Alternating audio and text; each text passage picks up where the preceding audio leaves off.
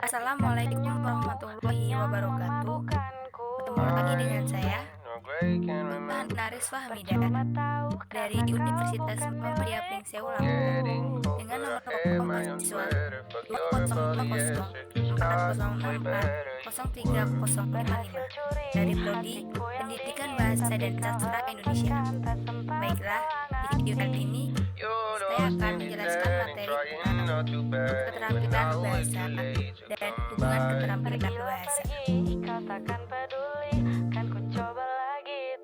Keterampilan berbahasa adalah kemampuan dan kecepatan menggunakan bahasa. Setiap orang memiliki kemampuan berpikir dengan baik, namun tidak semua orang memiliki kemampuan berbahasa dengan baik. Apa yang kita pikirkan belum tentu akan kita ucapkan dan lakukan. Namun, apa yang telah kita ucapkan itulah yang kita pikirkan dan lakukan. Bahasa dan berbahasa mampu mendefinisikan pola jati diri, pola karakter, dan pola berpikir seseorang. Keterampilan berbahasa terdiri atas 4 aspek, yaitu yang pertama menyimak, kedua berbicara, ketiga membaca, keempat menulis. 4 keterampilan berbahasa ini memiliki keterkaitan yang sangat erat. Satu keterampilan akan mendukung keterampilan yang lain. Hubungan antar ragam bahasa lebih erat dibandingkan hubungan keterampilan antar sifat. Adapun pengertian dari 4 aspek tersebut yaitu: pertama, menyimak. Menyimak adalah kegiatan mendengarkan atau memperhatikan baik-baik apa yang diucapkan orang, menangkap dan memahami makna dari apa yang didengar. Keterampilan yang paling mendasar adalah menyimak. Setiap orang tentu melakukan kegiatan menyimak, mulai dari mendengarkan berita, cerita, dan berbagai informasi lainnya, baik melalui TV, radio, dan lain-lain. Selanjutnya, berbicara. Berbicara dapat diartikan suatu penyampaian ide, pikiran, isi hati seseorang kepada orang lain menggunakan bahasa lisan sehingga maksud tersebut dapat dipahami orang lain. Keterampilan berbicara pada umumnya dapat dilakukan oleh semua orang, tetapi berbicara yang terampil hanya sebagian orang yang mampu melakukannya. Selanjutnya, membaca. Membaca merupakan mengungkapkan suatu imajinasi terhadap suatu pembaca yang disukai khayal ramai dan juga dimengerti oleh seseorang yang dicintai. Membaca dapat digunakan untuk membangun konsep, mengembangkan perbendaharaan kata. Selain itu, membaca juga merupakan pusat pemerolehan berbagai pengetahuan, keterampilan dari menyimak, berbicara, dan menulis. Yang terakhir, menulis. Menulis berarti menuangkan buah pikiran ke dalam bentuk tulisan atau menceritakan sesuatu kepada orang lain melalui tulisan. Tahap keterampilan menulis ini adalah tahap terakhir. Menulis sebagai pusat penyampaian sebagai pengetahuan yang telah didapat dari aktivitas menyimak, membaca, dan berbicara. Tak lagi terpikat senyummu yang mabukkanku. Hubungan antara keterampilan menyimak dan berbicara. Berbicara dan menyimak adalah dua kegiatan berbeda, namun erat dan tidak terpisahkan. Ibarat mata uang, satu sisi ditempati kegiatan berbicara dan satu sisi lainnya ditempati kegiatan menyimak. Kegiatan menyimak pasti dilakukan terlebih dahulu daripada kegiatan berbicara.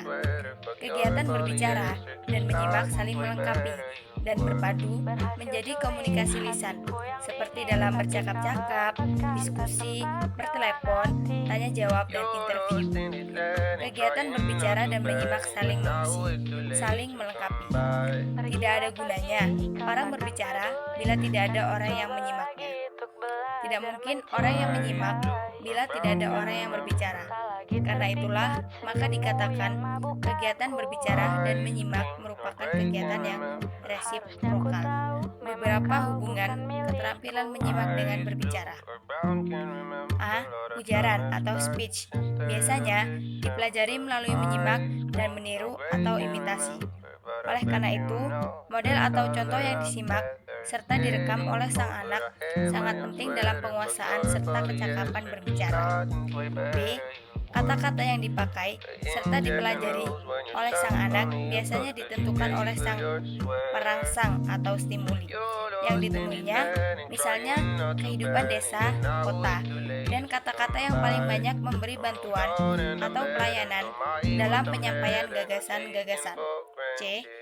Ujaran sang anak mencerminkan pemakaian bahasa di rumah dan di masyarakat tempatnya hidup. Hal ini biasanya terlihat jelas dalam ucapan, intonasi, kosakata, dan pola-pola kalimatnya. D.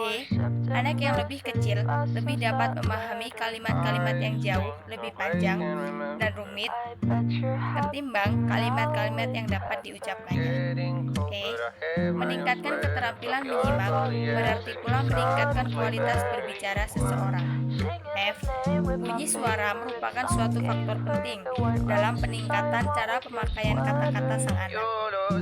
Oleh karena itu, maka sang anak akan tertolong kalau dia mendengar serta menyimak ujaran-ujaran yang baik dan benar dari para guru, rekaman-rekaman yang bermutu, cerita-cerita yang bernilai tinggi, dan lain-lain.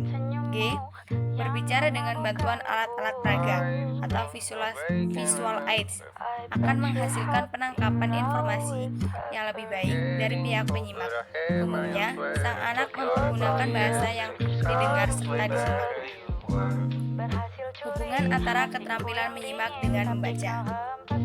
Menyimak dan membaca mempunyai persamaan. Kedua-duanya bersifat reseptif, bersifat menerima. Bedanya, menyimak menerima informasi dari sumber lisan, sedangkan membaca menerima informasi dari sumber tertulis. Dengan kata lain, menyimak menerima informasi dari kegiatan berbicara, sedangkan membaca menerima informasi dari kegiatan menulis. Keterampilan menyimak juga merupakan dasar atau faktor penting bagi suksesnya seseorang dalam belajar membaca secara efektif. Penelitian yang telah dilakukan oleh para ahli telah memperlihatkan beberapa hubungan penting antara membaca dan menyimak, antara lain yang A. Pengajaran serta petunjuk-petunjuk dalam membaca diberikan oleh sang guru melalui bahasa lisan, dan kemampuan sang anak untuk menyimak dengan pemahaman penting sekali. Yang B.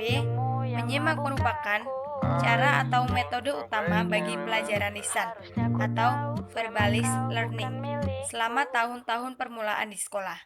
Perlu dicatat, misalnya, bahwa anak yang cacat dalam membaca haruslah meneruskan pelajarannya di kelas yang lebih tinggi dengan lebih banyak melalui menyimak ketimbang membaca. C. Walaupun menyimak pemahaman atau listening comprehension lebih unggul daripada membaca pemahaman atau reading comprehension, namun anak-anak sering gagal untuk memahaminya dan tetap menyimak atau memakai atau menguasai sejumlah fakta yang mereka dapat. D. Oleh karena itu, para pelajar membutuhkan bimbingan dalam belajar menyimak lebih efektif dan lebih teratur lagi agar hasil pengajaran itu baik. E. Kosakata atau perbendaharaan kata menyimak yang sangat terbatas mempunyai kaitan dengan kesukaran dalam belajar membaca secara baik. F. Pembedaan atau diskriminasi pendengaran yang jelek seringkali dihubungkan dengan membaca yang tidak efektif dan mungkin merupakan suatu faktor pendukung atau faktor tambahan dalam ketidakmampuan dalam membaca atau poor reading. G.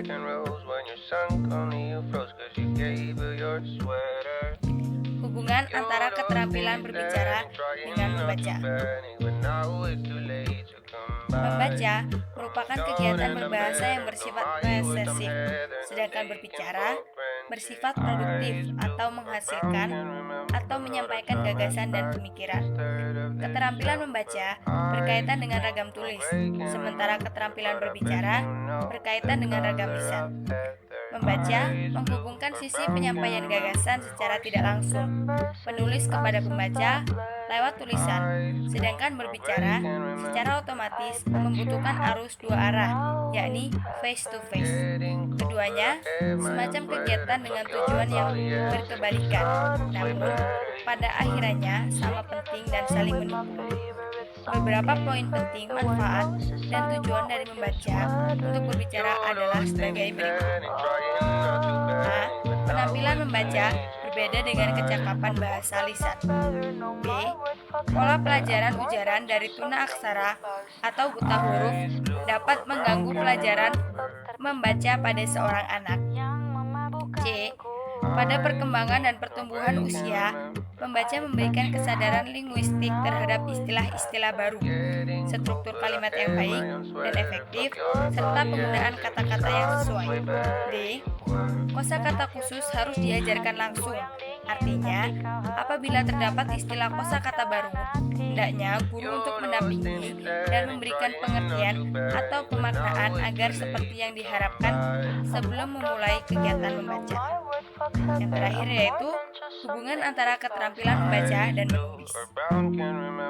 Keterampilan membaca memiliki hubungan erat dengan keterampilan menulis.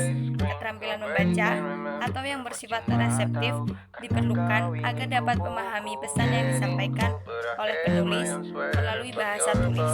Sedangkan kemampuan menulis atau yang bersifat produktif adalah suatu proses kreatif yang mencakup kemampuan merangkai, menyusun, dan mencatat hasil pikiran seseorang dalam bahasa tulis.